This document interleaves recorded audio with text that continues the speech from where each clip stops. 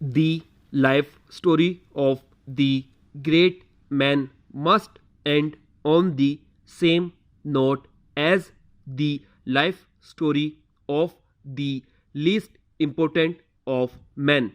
We must come in our reading to the point where the great man give up his work, leaving it to other to carry on what he has begun. His life with all its wonderful interest is past, and we who read are left with the memory of his life and with the results of his work.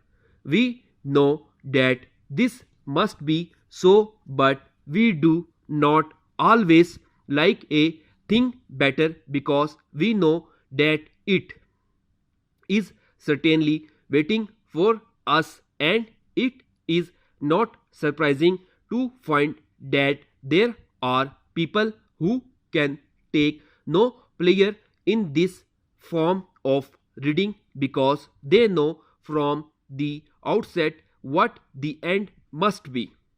It is, however, no more profitable to run away to turn our face from facts in reading than it is in life itself, and it is better to take the wider view and to read for the pleasure and the profit to be found in the consideration of the whole life with its many difficulties and its many success. In this way we can find both comfort and help for ourselves whose lives many seem without set purpose to have little value. We discover perhaps that some person whose name has been to us like a great white light far away beyond our touch, that person met in his early days with many of the same difficulties which we are facing now, that he like us had no special advantages, no clearly marked course to follow like us. He had to make his own way step by step, learning as he went. We find, for example, that one man who became world known began his working life as a teacher, helping his brother in a small country school.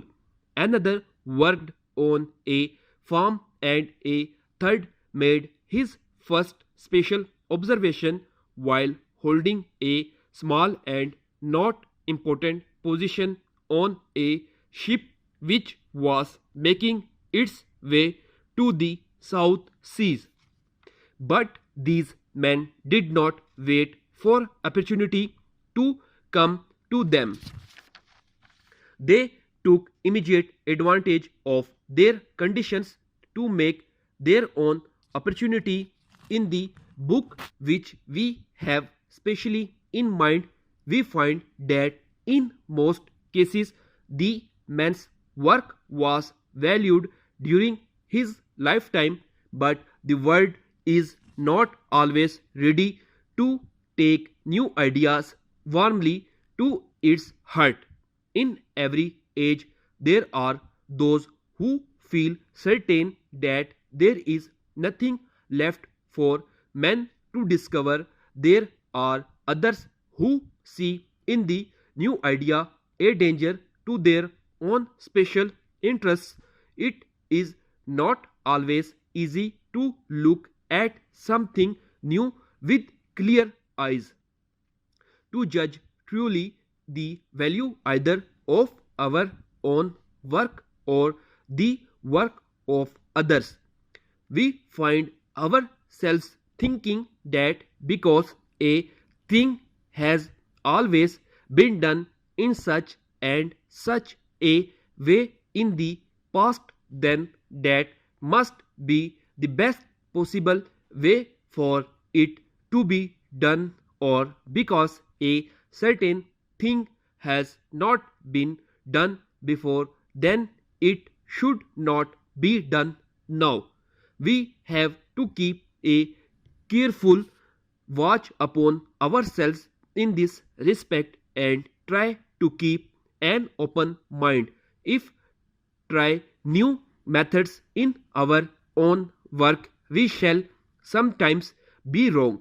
Possibly we shall often be wrong, but sometimes we shall meet with success, which makes worthwhile all our early labors.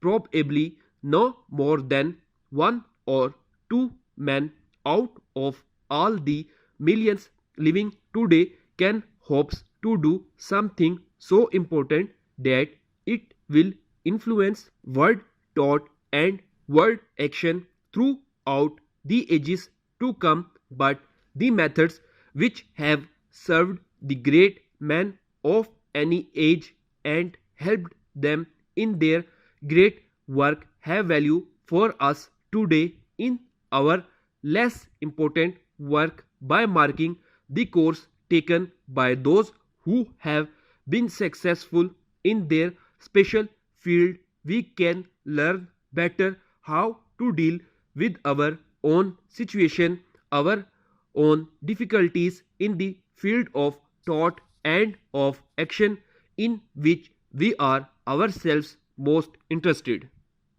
Updated dictation के लिए मेरे channel को subscribe करें, like करें और मज़ीद आगे share करें।